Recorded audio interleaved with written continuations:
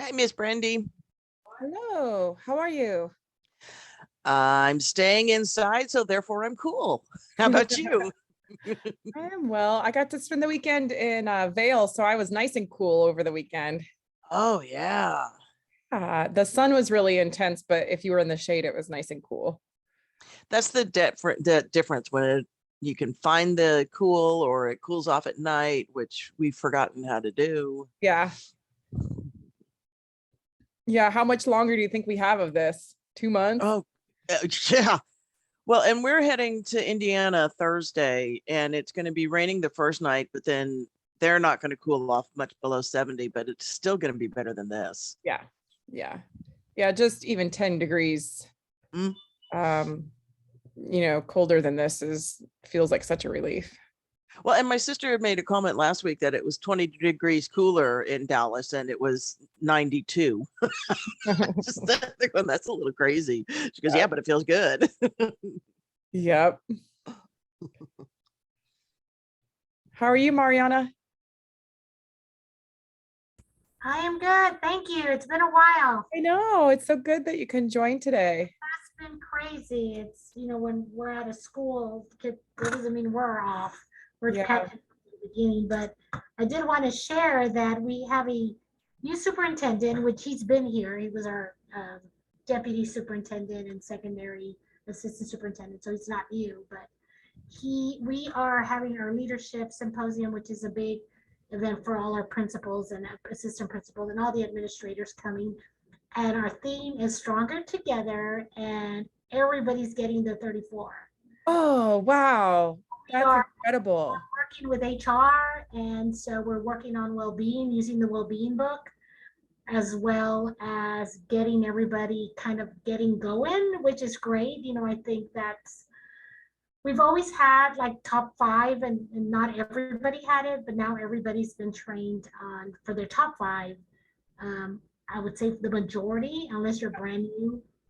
So now we're kind of branching it out. So Very good. That's wonderful. I've been working with HR on it because HR is the one leading it.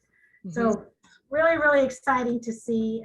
We were printing out reports and I tried not to look, but I thought, aha, that's it. No, but anyway, so it's very Nah, that's very insightful, right? When you can start to see. especially when you're working with people and trying to figure, okay, well, how can I really connect, or what am I doing that's disconnecting them? And Yes. but I think it'll be great. Obviously the buy-in. I was able to attend the Gallup at Work Summit. Oh, wow. How was it? Oh, it was good. They had a good speaker. Actually, one of the main speakers was the president of Southwest Airlines, which was interesting because they're very strength-based, apparently. Correct. So anyway, so it was really cool. I get to see, you can only do so many, but I got to see, you get to use all the sessions till September. So once you're logged in, so I've done several. I looked at Strength Champions, which Mhm. is obviously the part of getting your team together that's going to promote the culture of strengths. Gotcha. But yeah, I got to see a lot of them. Got to look for, the well-being piece. How does that work? Especially since we're trying to do it here. So it was very, very insightful. Very cool, I think. Really looking at maybe doing strength, becoming a strength coach. So I'm looking at that as well. So Yeah, that's awesome. Good for you. we're checking along. So I thought I'd share that with you. So hopefully, I know it's hard to get the culture going, but Yeah. So you just reminded me too. I'll use a few minutes here to show you guys the new part of the tool that was released last week.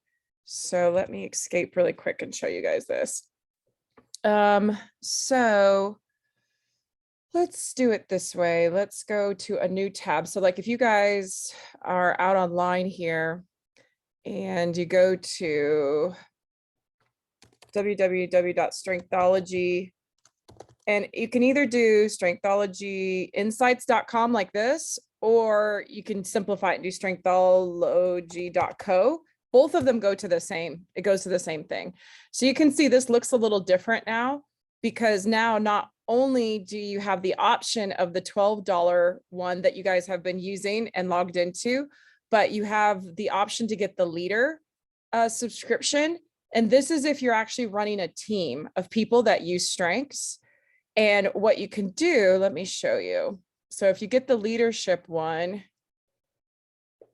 so now you're going to have the ability to create groups. Let's go here. Actually, you have the ability to create a group, and you have the ability to invite members to the group. So you can go to invite. Once you create the group, you send the invitations through their email addresses, and they get an email that says, you know, you've been invited to this particular group on Strengthology. And if the person accepts the invitation, then they automatically get included into your group. So now you can see your group with all of their strengths. And there's 4 settings on the groups. You can enable everyone to see everyone's results, or you can enable them to not see anybody's results. You can also enable whether they can see the aggregated results or not. So it'll change those settings depending on how you set up the group, so that sometimes there's a reason why you don't want them to see individual or aggregated results. Then other times you want everybody to see everything. So we made sure that there was lots of options there. And then that allows you to, really sit with the team and actually look through the team's aggregated results. You can compare it to the Gallup CliftonStrengths domain. You can see the group in totality on that tree that we use on the individual. Now you can see it at a group level. You can also see who has the strength that, so like this particular team had 11 ideators, and you can see it was this person's number 1, this person's number 2, and you can compare their different leadership styles and click on, their individual ones if you want to do that, or even click on these and compare different people's strengths here. There's a zone summary that you get, so you can see compared to Gallup, this is how, over lots of people, how it looks, and you can compare how your team looks on that zone, strength zone summary. There's the individual's strength zones. So you get all of this in that other membership. You get matrices, different ways to look at them. You've even got a comparison, so you can click and compare different people's that you want to look at together. Pretty cool, right? That group that had all that ideation, wow. Yeah. Is it Disney? Say again? You're working for Disney? Yeah, these guys were actually a process improvement team for Microsoft that are solving really hard, difficult problems. So yeah, they needed a lot of creativity. Right out of the box. Yeah. Mm-hmm. Okay, let's get to our content today. Any questions on that before I get going? Just an aside, Brandy, I did that manually. That's much better. I know, I did it manually for years, and that's why I was like, I cannot do this manually anymore. I need to automate this. And then I was like, why don't I share this with other people who are doing this manually? And that way, when they have changes, people leave the team and come on, they just plug them in and take the other ones off, and it's all done for you. You don't have to do any more work around it. So, okay. Everybody can see my screen? Can you see the input slide? Yes. All right, thank you. So today we're going to talk about the strength of input. You can see that this one is found in a person's top 5 strength capacity 20% of the time. And it is in the green zone, which is the strategic thinking zone. And this particular one on the strength zone falls into the innovative area, which is the number 4. And it's a very detailed strength. And it is all about getting information, and it's just an absorbent. It's a big old sponge that absorbs information. And because of that, it becomes a subject matter expert that then has information to offer, or subject matter expertise to offer other people. And so basically you can think of it like this, like when somebody comes up with an idea and everybody is brainstorming around it, and the inputter will say, but did you know this? Did you know this? Did you know that? Did you know this? And it basically innovates the idea and moves it forward into a more practical, realistic direction based on the information that is provided. So people with input become the subject matter expert. They research, collect, archive, and provide information. That's their sweet spot. They crave to know more. They have lots of different interests, and they really are your master researchers. They are naturally inquisitive. They, one of the main ways you can identify them is they're asking lots of questions, just question. And the interesting thing about input is they're comparable to analytical, because analytical ask questions, but analytical ask who, what, where, when, why, how. They're analyzing, and they're trying to kind of put pieces together in their mind based on their questioning, especially the why question, where input are actually just enjoying of getting or collecting information. And so they will just ask questions, not because they're trying to necessarily connect the dots or tie things together, but just because they enjoy the soaking up of information. Now, of course, with their other strengths, they will, make connections, tie things together. They'll do something with the input, but the input strength itself is all around just sponging up information and then providing that information back. Any questions on that? You will see it most often paired with intellection. Now remember, the intellect is someone who enjoys reading and likes to think and enjoys exploring different philosophical points of views. Those two are paired together 46% of the time. So if you've got input, you probably have intellection somewhere nearby. What you never see it paired with, this is the anomaly, input plus self-assurance. Does anybody have that one on the call today? I know somebody that has this. I know one person. No? Okay. So input is intensified when it is paired with analytical. Then you really get someone who's asking a lot of questions and getting a lot of information, very, very detailed personality. Same with context. Context is all about providing the historical context around something, and input is around providing information. So when you get someone who has both, they're providing both the information, the subject matter expertise, and the contextual information. That's my top two, Brandy, right there, input and context. Oh, Larry, those are your two. So I'm assuming you really enjoy research and specifically enjoy researching history. Is that a correct assumption? Anything and everything. And I've also learned I have to be very careful because I can throw meetings off whack because I just ask a question just because it pops into my head and it really has nothing to do with anything. Yeah, that's such a good point, right? Because you really enjoy just getting the information, but it may not be relevant to the current situation. And then the deliberative is the people who, take their time to weigh all their options, and input are your deep researchers. So when you have an input deliberative person, they're extremely detailed and take a long time to make, they do a lot of research and take a long time to make decisions. And then you have input intellection. You've got, that dual personality that's exploring the information, but they're also exploring, the philosophical nature of things. And then learners like to learn how to do something. They like to learn skills. Information is around, input is around gathering information. So of course, if you have a strong learner that's also an inputter, then they're also going to become subject matter experts around certain areas. Where you might see a disconnect is like if you have an inputter who loves to ask those questions and loves to get into the weeds and into the detail, and then you've got an activator in another person who just wants to get going and take a lot of action without doing any research or thinking or making sure things are right. Like activators don't need that. They just need to take action and see what happens, and that informs them. And so that there could be some amount of conflict between two people who operate a little differently that way.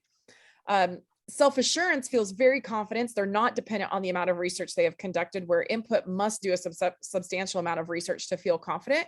And so again, you could get that that push and pull between someone marketing and feeling quite confident without having the level of detailed information that the inputter thinks is required in order to expose it. And then woo is focused on winning people over. They're not concerned with research or data or information, where input, that's all they care about. So those are just some examples of some disconnectors. Any other disconnects that as inputters you guys feel comes up for you, like different personality types that are hard for you to get along with?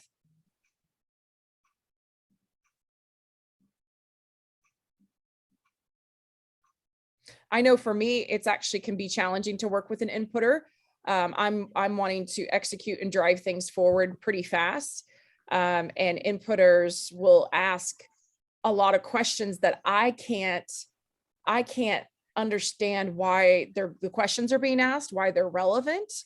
And for me to spend my time answering questions, I need to understand the relevancy of the question itself. And so sometimes there can be a disconnect because the input can get really like, well, just answer my question. I have a question. And I'm like, but why? Why am I answering your question? And so I think for the inputters on the call, if you're working with someone like me who doesn't need a lot of input and doesn't understand the line of questioning, just to give them that, by gaining this amount of information, I'm able to put, A, B, and C together, or whatever it is, whatever intent that you have, or whatever it's going to help you do to just help someone else understand that would probably get them on board. Because if I understand, and I understand the intent, and I understand why it's helping, then I'm more than happy to get to sit there and answer the questions. But if I don't, I can sometimes feel like it's a waste of energy. I have a sign that I stare at 8 hours a day right across from me that says question everything. This kind of clarifies that, doesn't it? Yes, it does. Do you have analytical as well? No, input and context are my top two. Okay. But then woo is my number 6. Oh, okay. So that's kind of a rare combination, right? To have the research and function in your genes, but then to also love just winning people over and being social and sharing that information with others. Pretty cool. So input plus relator equals includer. I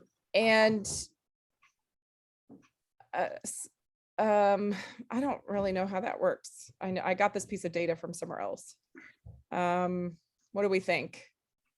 If you have relators who love to work one-on-one with people, how does that turn into an includer with input?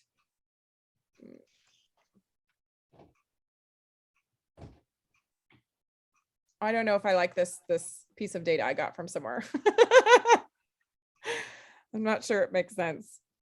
We'll have to revisit that one. Okay. Input connectors. So these are going to be very similar to the intensification. So, because analytical like to ask questions and input like to ask questions, then they're going to get along. The communicators usually provide a lot of communication, and inputters tend to be drawn to anything where they can get a lot of information. Same with the context. Contexts are providing a lot of information, and input enjoy getting that. Input and input usually get along really well. The only time I've seen them really go head to head and butt heads is when one of them, if they have ego and one of them is trying to be the subject matter experts and they want to be the subject matter expert and they don't want anyone else to be. And then there's another input on the call that's also providing a large amount of input. Like there could be some conflict there, but it's not traditionally what I have found. What I have found is that input actually appreciate other inputs. They're going to get along with the intellects and the learners as well. Okay, so obviously they get really disengaged when they feel they're uninformed, when their line of questioning is discouraged, when they're not asked for their input, when being curious is seen as annoying, when they're not getting an opportunity to teach and provide their subject matter expertise, when information is not readily available at their fingertips. That's really frustrating to them if they can't access the information. They really love doing the research. So if this is not encouraged, that's going to be really frustrating to them. And they really hate it when people are not sharing information willingly. So you can see then why, me and an input might, butt heads a bit when they feel like, why aren't you sharing information? Information is great. Give me the information. And I'm like, why do you want the information? Any other thing you guys would add to this list or anything you want to say about this list? I would just say that it helped me now ring a light on with somebody I used to work with, because I was the person share the information and they were secretive about everything. And I was just, it just drove me nuts. And another personality type that will do that is deliberative, because deliberative is very private. They're very, I don't need to tell you something you don't need to know. they're not going to share their personal life with you, unless they get to know you and know for sure that you're not a risky person to be sharing their personal information with. So that's another type that might kind of withhold information because they're just more private and they just don't feel the need to share information. Hey, Brandy, question on that last one. I find the use of the word intelligent interesting in that last bullet. What does that mean? Whatever it means to you as an inputter. An inputter is going to feel like they have a certain level of intelligence because of the information they collect. So if they don't feel like someone around them is not asking a question that's, in kind of at their level of intelligence, then they may So feel not frustrated. suffering fools, so to speak. Say again? So not suffering fools, if you will. I don't know what that means. Okay. What does it mean? What does it mean? Well, this is gonna be really bizarre. My high school yearbook, pet peeves, my pet peeve was stupid people, but I don't like that today. I mean, I just find it very judgmental, if you will. Yeah, because now you know that people are at different levels, right? People are just going to be at all different places in their life. Yeah, so I just find the word intelligent because there's lots of levels of intelligence. I was just kind of thought that was interesting. It's the reason I put it in there is because this is the natural thought process of input, right? Which is, are you asking an intelligent question? Well, then the question becomes, how do you define intelligent? But each inputter defines that differently based on wherever they are. But it's still a question that it's still something that they naturally experience, which is, am I in an arena where the questions that are being asked are intelligent? So wherever they're at in their own intelligence at that time, because they really love to be around people that they're getting information from that they've never gotten this information from. So I've never had the desire to be the smartest person in the room. Right. That's what you're saying there. Yeah. And it is the ambiguity. It is an ambiguous term intentionally. Okay. Yeah. Okay. So obviously you guys as inputters are engaged when you get to explore and form, you get to do research, you get to teach, you may enjoy journaling, collecting, compiling, asking questions, providing your, information. You guys can see just by kind of thinking about this list that like someone who is a journalist who is doing research and then putting that all together to provide the information to the news or to a magazine, that's providing information out to the public based on the research. That's a really good career path for someone with input because they get to do what they love doing, all day long.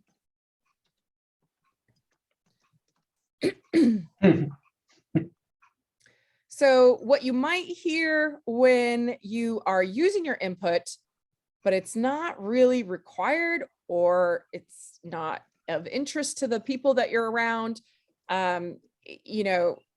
if you're flexing that strength and it's just not the right environment for you to be using that strength. These are the types of things you might hear.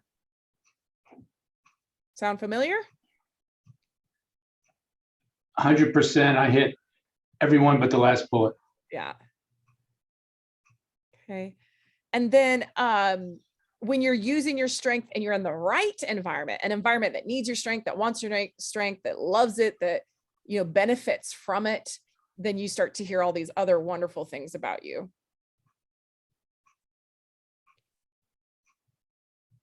And the goal is always to align what we bring to the table naturally to an environment that needs it. That's a win-win.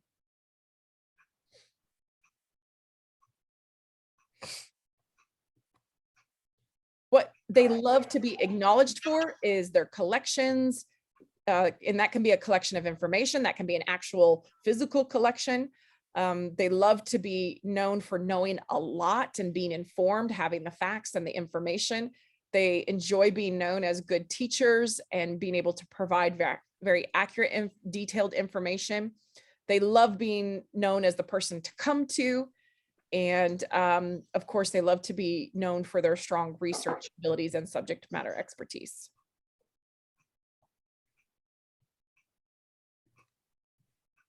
Okay, so when they communicate, they're very informative, and they may also even turn it into a little bit more of a teaching opportunity. They love to provide their input, so they loved being asked questions so that they can provide their input. And again, they do ask a lot of questions when you are in conversation with them. And they may also like to share their interests, their findings, their research, especially if they are a really strong subject matter expert. They might enjoy talking about that subject.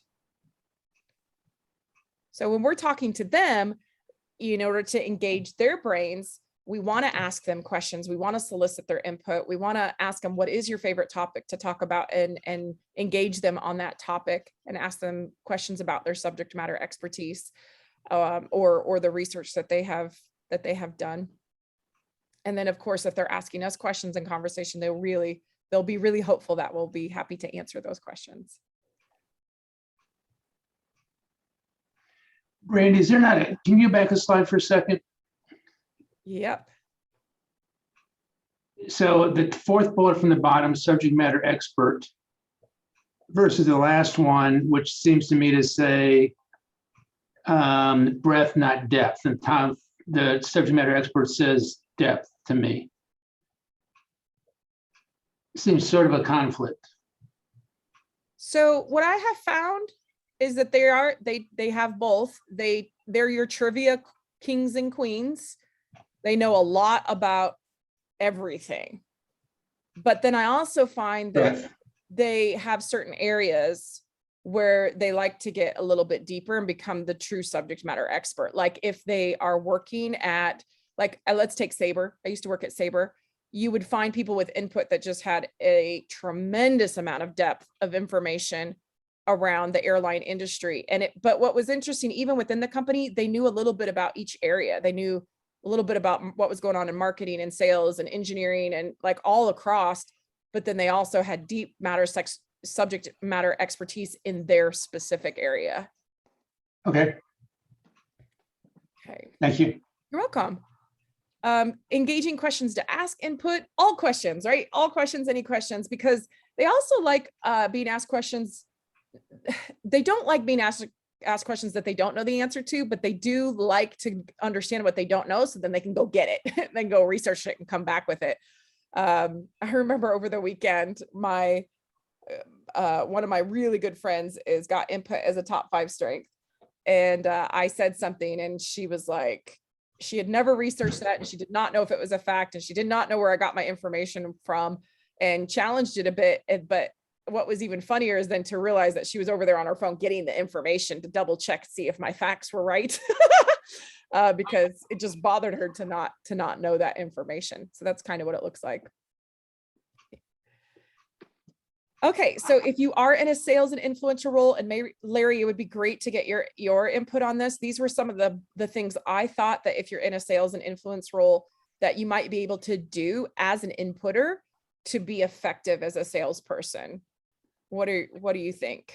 Well, it's interesting knowing this now, not knowing years ago, but I felt from very early in my career that my greatest skill as a salesperson was my curiosity.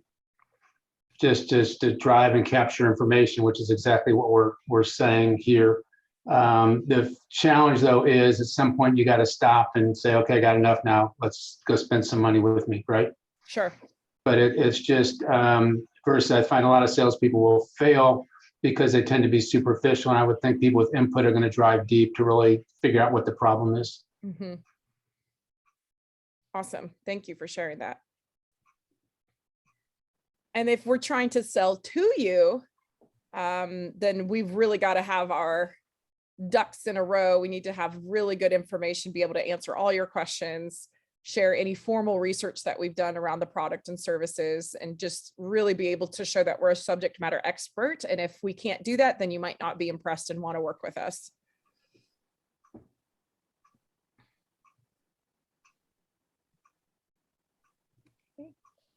If you guys have input and you're in the interviewing capacity right now, these are just a few tips for you to be able to think through. Again, you don't have to do all of these things in the interview, but just pick a couple that you feel like you're going to be able to do well. You can share your expertise. You can, answer the questions very informatively. You need to make sure you're asking the most meaningful questions, because again, you're going to have a lot of questions for the person that is interviewing you. And like Larry said, you don't want to be asking a huge volume of questions that don't necessarily impress the interviewer, and also don't necessarily get you the information you need to be most successful moving forward. It's like, okay, let me pick the 3 or 4 most important questions and just stick with those. Can I add to that, Brandon? I think someone with input's probably going to have done their research and could almost show, here, here's what I know about the organization, about the job, because that's what you're going to do naturally. Yeah, that's a great and show that you are prepared to move forward. Yep, I'll add that to the list. Good point.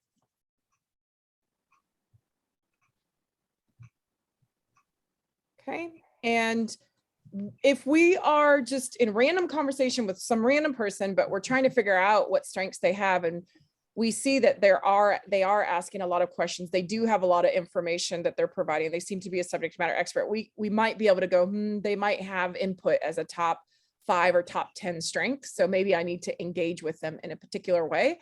And that way would be to, use the words below here, actually use the words, input and archive and information, obtain, access,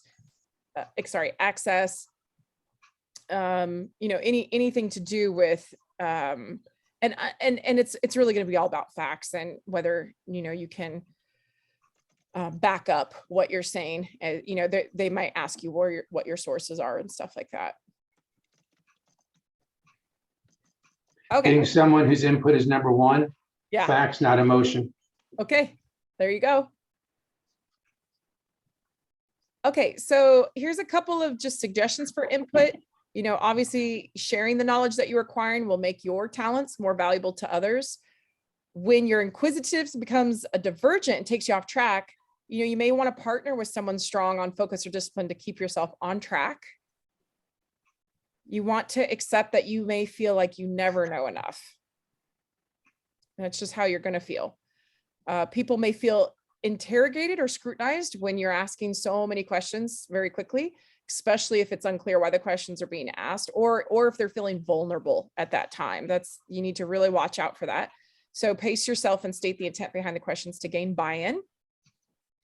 Another thing there that I'll add is that if you can assess the persons that you're talking to, like their sort of tolerance for questions, that's another good gauge of how much can you or should you ask versus not, in order to engage the person in the most meaningful way. You may want to correct someone mid-conversation to ensure accurate information. However, that's not necessarily a good relationship building technique. So you might want to wait for the right opportunity to bring up the discrepancy. Also decide whether or not the correction really adds value to the conversation, or if it's actually going to take away from the engagement. You could be perceived as a know-it-all or maybe even nosy.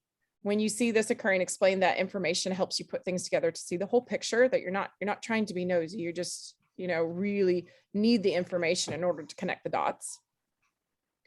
You could overload people with too much information and lose their attention if they don't have input as top 5 strengths. So again, this is where we're saying assess that person's information tolerance, determine what information they will most benefit from, and deliberately share information that is most valuable to others. Also, you can consider chunking the information to make it into more digestible pieces for others. Before I keep going, is there anything else that you guys think that it's important for other inputters to know or to consider, or things you've learned as an inputter that has helped you be most effective?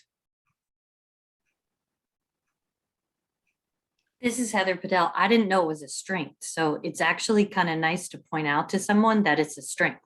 Like, until I had no concept that was something that was different than other people, because it was so wired into my DNA. Yeah. So if you have another inputter, it might be interest. It was and then I started reading about it and getting more information. But Yeah. And it's amazing to have the epiphany that, oh, this whole time I've been thinking, why isn't someone doing this? because I think that they're being neglectful, or they're trying to intentionally frustrate, the people around them, or whatever it is. And then you realize, oh no, they're not even thinking about it. They don't think this way at all. Their brain is off wired somewhere else doing something else, and their intent is really good. It's just not my way of thinking. I think most people have that epiphany when they first get introduced to CliftonStrengths. Okay, so if you guys do have input, here's some nice ways to work with others.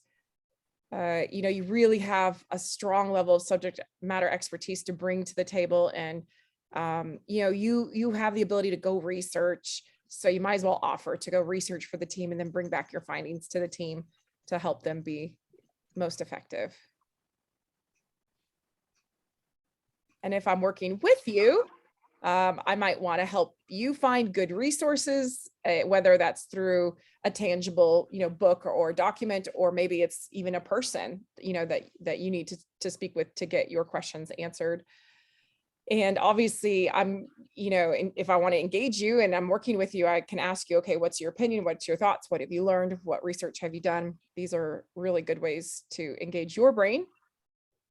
I would specifically ask inputters to come to particular meetings with me, because that just brings along that subject matter expertise. It's kind of a win-win. I don't have to be the expert. They get to use their strength, and we get the job done in the meeting. Another good way to engage your inputters is, like, especially if you're a manager, you can say, okay, here's all the questions we need to go get answered. Here, go get all these questions answered and bring them back to the team.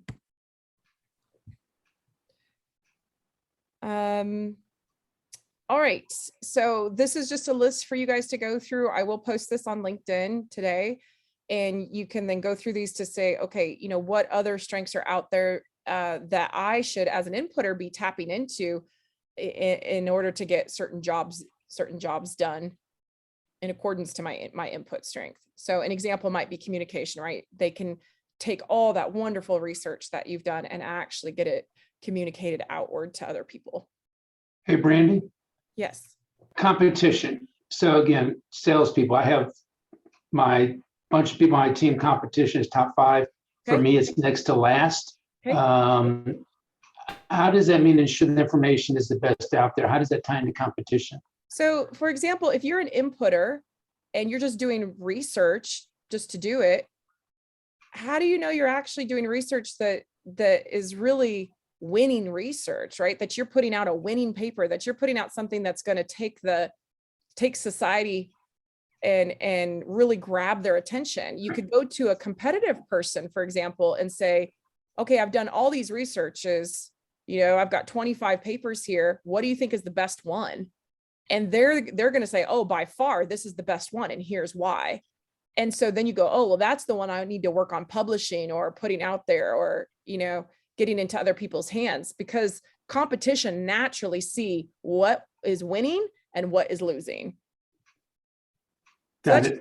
Yeah. That's just an example, right? There's probably a zillion examples that we could come up with how you could tap into a competitive person to help you, based on a partnership.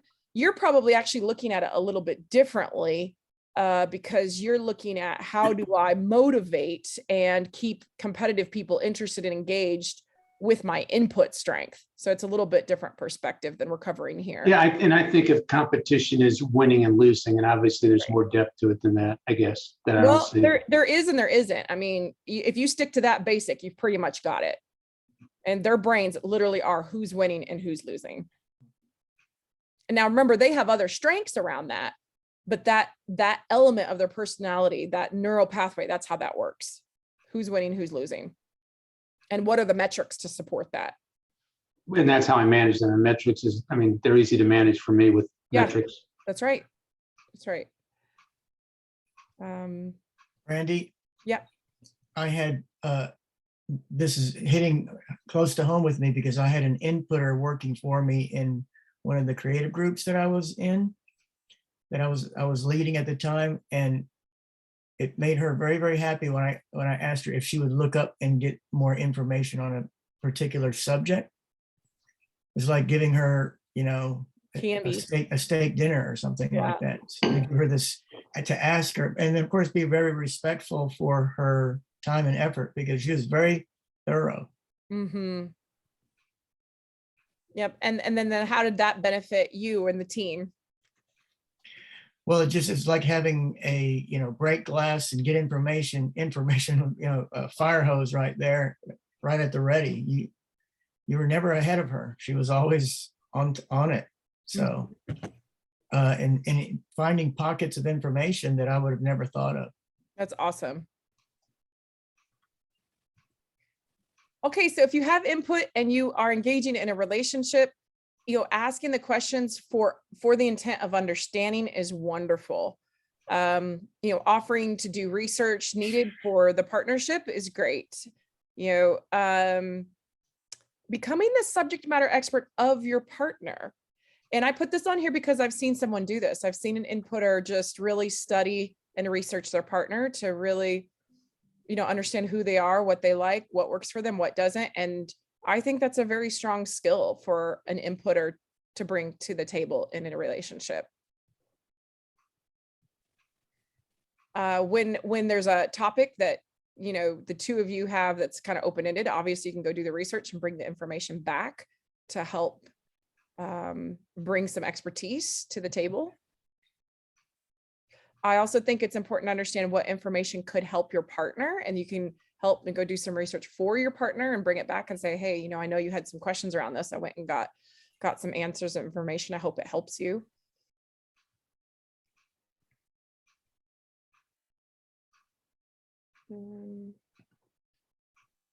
And then on vice versa, when we are in a partnership with an input, we want to, I think, hold on. I don't think I did this slide, guys. Hold on. This doesn't look right. This looks like I missed one, doesn't it? Okay. Okay, so let's just do it together. When your partner has strong input, we might want to answer their questions, right? Be willing to answer the questions. What else? What, as an inputter, what do you appreciate in a partnership? We might want to ask them to do some research for us. Right. Be appreciative for their knowledge. Appreciate their knowledge. Okay. I don't know how to say this, Brandy, but it's never a straight line because there's lots of stuff coming in. So it's just kind of be patient as it's figuring out what you're going to do with it.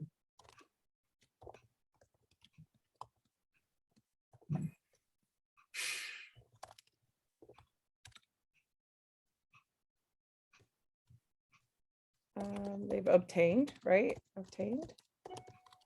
Anything else? I can add some more later, but this is a pretty good list. Okay. Makes me nervous to see what's next. Right. Did I do this? Did I do it again?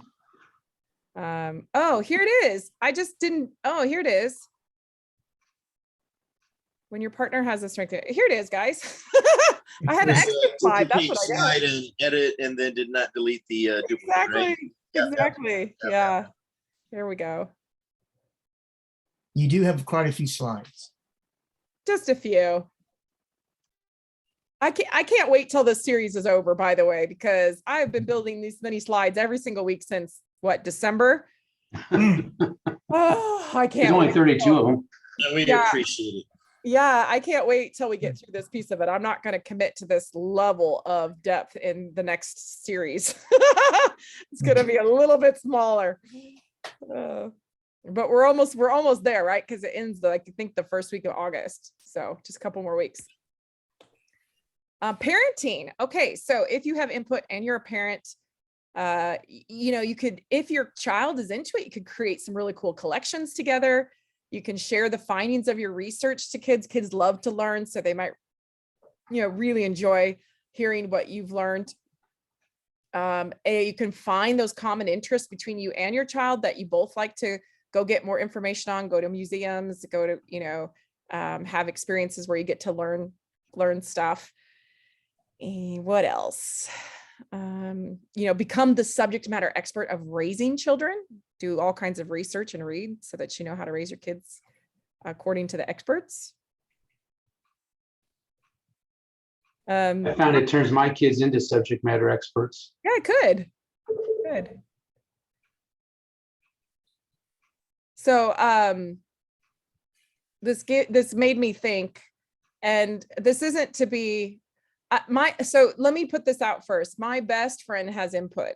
So I love inputters, but I also have had some of my hardest relationships with inputters. Some of my most conflictual moments have been with inputters. What was I going to share with you now? Oh, so I had a manager one time who required that anything that I do was read from a book, because he had high input and because everything that he would do or take action on was researched heavily, and he would do from a book. Where I was built to be more like, well, this is intuitive to me to do. This makes sense, right? If I do this, then I'm going to get this and this and this and this. I think in a very programmatic way. So I got really frustrated with him because I'm like, well, if I have to go research and do it from a book, then I'm just going to sit here and not do anything because that's not my way to go research and find, somewhere where the actual line of thinking that I think we should do lines up with some book. Where for him it was, well, that I don't want you doing anything unless, you have actually gotten this research. So obviously this is not a healthy way to use the input, is to, you guys all know this, right? To not impose it on somebody else and make it their method. But I just wanted to share that with you. It just popped in my mind that was one of the reasons why it was hard for me to work with that person, because they were imposing their input on me and trying to make it my methodology and again, it's because he felt most comfortable with that, right? He couldn't go back to his boss and justify why I'm doing what I'm doing without mapping it back to some piece of research. And that's what would make it more comfortable for him. Needless to say, I stopped working for him. I mean, it just wasn't a good environment for either one of us. Little side thought there. Okay, so if your child has input, playing trivia games together could be fun, answering all of their questions and having patience for answer. They're gonna have a lot of questions. Teaching them how to research effectively, report effectively. These are all things that are in their nature. They're going to do eventually. So to engage them in opportunities to do these things early on is wonderful. Allowing them to be the teacher or the subject matter expert at something is awesome. Really helping them understand what their favorite topics are and getting them involved in a level of detail and depth on those topics is great as a parent. So there's a chicken and egg thing here, Brandy, which is, can you develop a child with input by doing all these things? So everybody has all of the 34 neural pathways. We're all born genetically being predisposed to certain ones more at the top than at the bottom. And we have experiences that develop our neural pathways. And we are introduced to environments that develop our neural pathways. So you have the ability to develop someone's input neural pathway, but they're also predispositioned to certain ones. So it's like, so we could do scenario after scenario after scenario here, Larry, but let's say someone's predisposition, their genetics is that input is really low, but you're an inputter and you're trying to develop input in them, input. It could climb up to 15. It could climb up to 16, like it could climb, but it may not be their top 5, right? Whereas if they have input as a top strength genetically, and you're feeding it also because you want your child to be input, then it's just going to work brilliantly because you're already feeding something they have a predisposition for, and they're just going to be great at it. So it's kind of like, you got to really pay attention to, are you fighting the grain on something with your kid? Is it really just going to be hard to develop that? How much do they actually need to develop a particular thing to get through life? But then even better is to look at what their actual strengths are and identify those and give them all the opportunity in the world to develop those, and to allow them to suppress the stuff that isn't really going to work for them anyway. So nature versus nurture. There's both, right? I mean, it's not one or the other. It's, you know, it's a huge complex combination of things all working all at the same time to produce a human being in their adulthood. Okay, if you are a leader, obviously you can really tap into those informative resources that you can share with your team so that they have the resources readily available at their hands. You can help the team perform research and share your findings. You can be a subject matter expert for them. My most wonderful boss, it's crazy, right? My worst boss had input and my most wonderful boss had input. So again, that's why I don't like, somebody was asking me this morning about, you know, how we could define people based on strengths. It's like, you just can't, you know, you can have someone that's mature and doing something really lovely with that strength, and you can have someone that's immature and doing something awful with that strength. It's, you know, whether someone's wonderful or not so wonderful is not based on strengths per se. It's what they're doing with the strengths. So my most wonderful manager, he was the subject matter expert on so many things. You could go to him, and if he didn't know the answer, he would certainly get you connected to the right person with the answer. And he would ask you to come share your findings with him, which again, that fed his input, but it also kind of made your time worth it. And he would just literally sit on the phone all day long answering questions. That's what he did. And he was just, all he was a leader, and he just provided his thoughts, opinions, and subject matter expertise and information, whether it was to his direct reports or whether it was to other colleagues or, you know, whoever was asking. So pretty cool to watch him be very, very successful with that strength. Do you find that an input leader, if they have a bias, that the input they keep outputting is slanted in a certain way, either creatively or politically or? Yes, actually. So the manager Question. the manager that I absolutely loved was not biased. He was very open to all the different ways people worked. He had input and individualization, by the way. So he was very good at being unbiased, let's say, in his approach to anything. And he was always open to learning new information. Where the other one that I had was input strategic. So he always had an angle of what he was trying to do and trying to influence and trying to negotiate and trying to get perception to look like.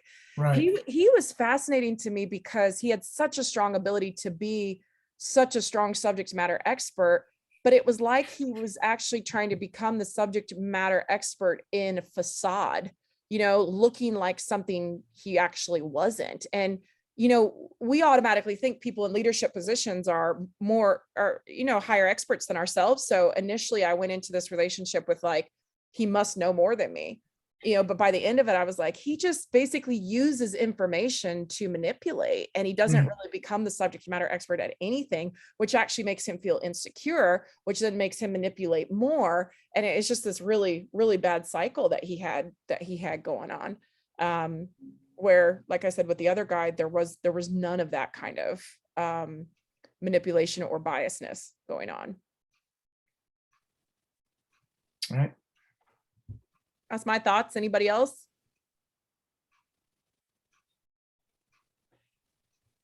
Okay, so if you have an inputter that you are managing, let's do a time check really quick, 10 minutes. Okay. You know, asking them questions, doing what you guys just said, asking them to go research and present their insights, providing them with opportunities to teach and research, become a subject matter experts, giving them the, getting them exposure, right? You know, saying, oh, in meetings saying this so-and-so is a subject matter expert on this, let's pull them in. I mean, you just really want to give them, like you guys said, the credit for the amount of knowledge that they have.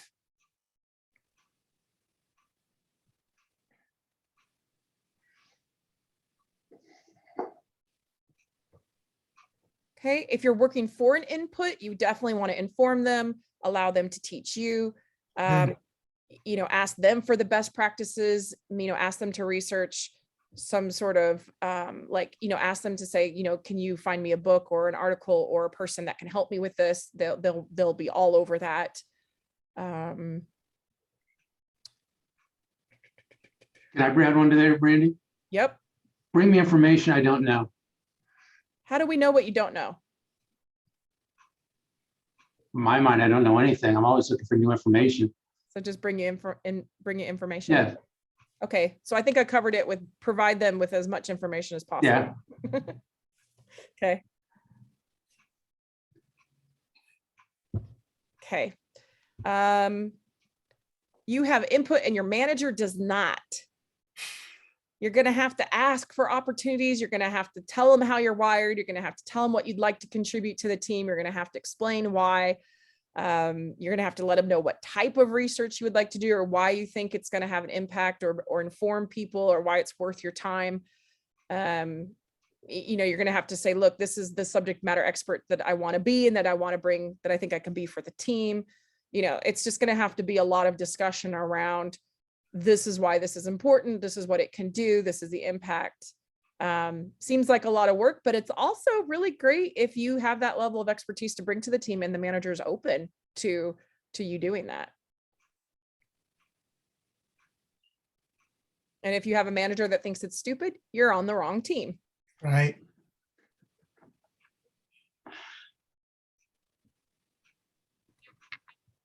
All right. If you're a coach, obviously asking questions is going to be a huge hit.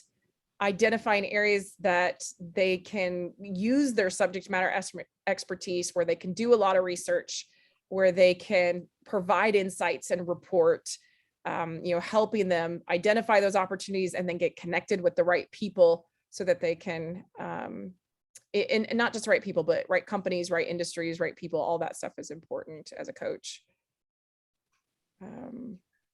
Really honing in on their interests is a really big thing, because you guys have so many interests as inputters that it's important to go, okay, I know you're interested in everything, but we have to pick something in order to move forward.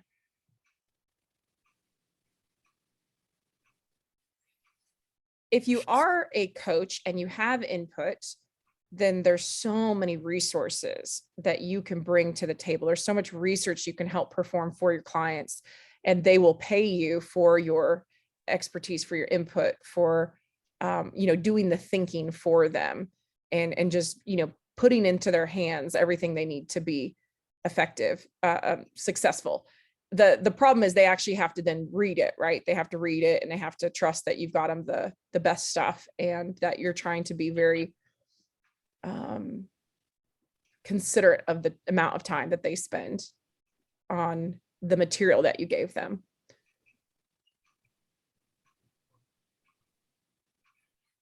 Another thing I haven't said today is, as an inputter, you have the ability to create a very open environment where all questions are welcome and people know that they can ask the questions. They're dumb questions, right? They feel like I can ask any question here. No question is unwarranted and they can get their answers. And you guys also have the ability to create repositories of information where a lot of people can access that information. Some of the daily actions that you can take as an inputter.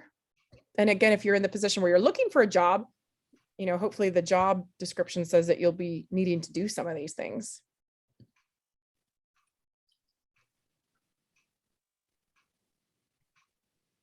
I'm not sure the job description will say play a trivia game to test your knowledge.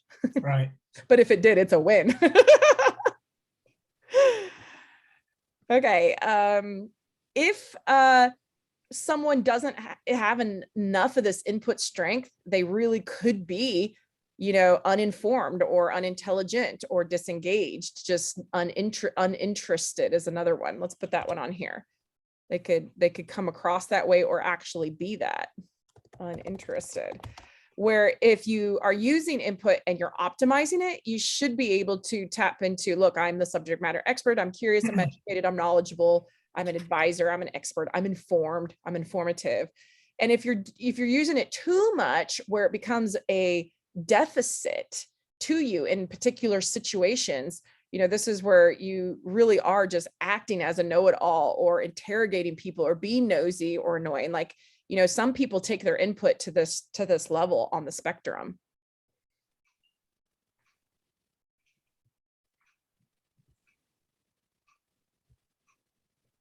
And these are some of the careers I have found that people that have input enjoy.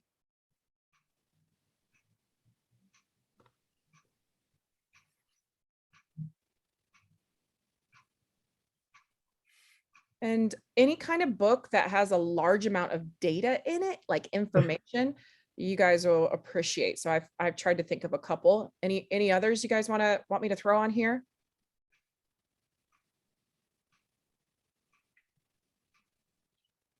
Heck, like the dictionary or encyclopedia. That's great. I'll put that on here. Yep. I did that as a child. I read the encyclopedia. Same here. Not me. I did too. Oh my gosh, you guys are crazy. Oh, yeah.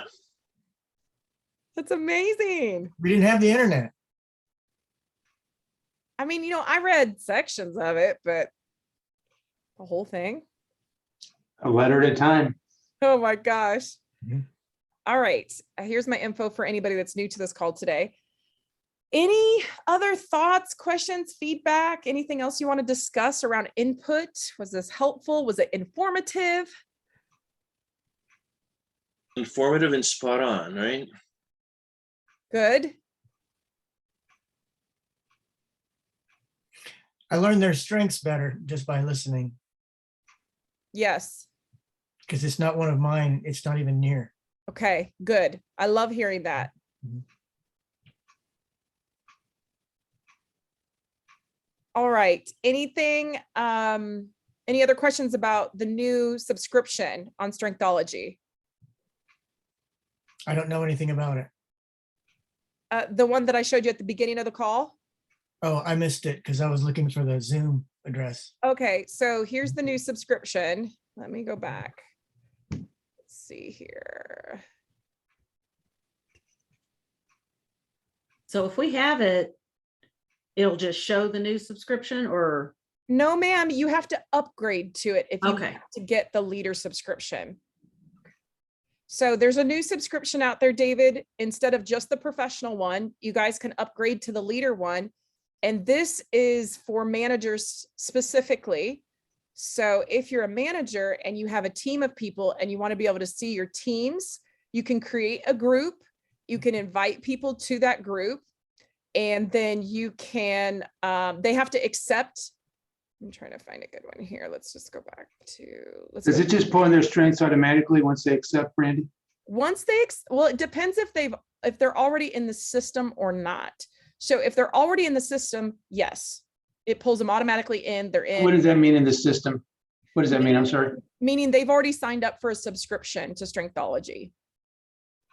Okay. So that $12 one, everybody has to have the $12 one to be in Strengthology. So once they're in Strengthology, if you invite them to your group and they say, yes, I'd like to be a part of the group, what they're actually agreeing to is that they're allowing you as a manager or leader to see their strengths, electronically here. Okay. If they've never signed up before, when they click, yes, I'd like to be a part of the group, it's going to say, okay, great, but you have to register as well. You have to become a member of Strengthology in order to participate. Because obviously, if they don't become a member, I don't have their strengths yet in here. I can't even share them with you until they put them in here. But once they do that, then, and they're a member, then they'll show up in the group once they have accepted the group invitation and put their strengths in here. And so then once you guys, David, to finish, you can see this is a group full of people. You can see what type of people they are. You can see what type of strengths they don't have. You can see them as a group on that strength rank diagram. wow. You can see all of their strengths, and you can see like who's got what and what position of the strength it is. So this is pages number 4 strength. You can compare their individual leadership styles. You can click on these and compare. You can click on their names and compare, look through their individual stuff. So now you can get insights on all of your team members, and you can see what strength zones they all have. You can see the zone matrix, the top 5 matrix. It's all just done automatically for you. That's the beauty of all of this. And you can also compare. So if you have a couple people on your team you want to compare, you can put them in here. I guess you can also source why there's conflicts inside the team. Yes, and what I'm going to do eventually, I mean, I have 6 years worth of product work that we're developing here. But what we're going to do eventually is put that in here where you can click and say, show me the connectors where these people are going to connect, and show me the disconnects where they may potentially have conflict if they don't understand each other well enough. And that should show you people that are high contenders for conflict and high contenders for getting along well. So we'll put that in here eventually. Brandy, off topic here, Brandy, but as you do this, do you find that there's things that just seem to happen? What I'm getting at, I inherited a team of 9 people, and 7 of them had harmony. And I assume that there's something in the culture that we hired those kind of people. So here's my thoughts. One, you had a harmonic leader that valued harmony to the 10th degree and only hired harmonic people, or that job required people to be harmonic. It was a huge requirement of the job.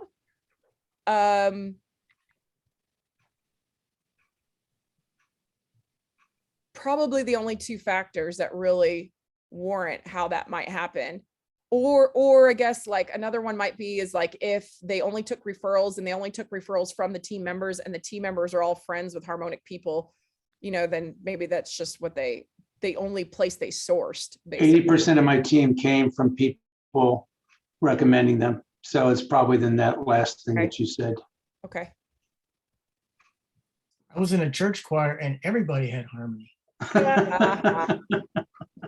Wow. Are we going to end on a dad joke today? That would be great. All right. Anything else, guys? Great stuff as always, Brandy. Wonderful. Thank you for coming. Next week is positivity. I'll be back. Okay. We'll see you guys then. Thank you. Have Thank a you good one. Thank you. Michelle, David, good seeing you guys. as well. How you been, Larry?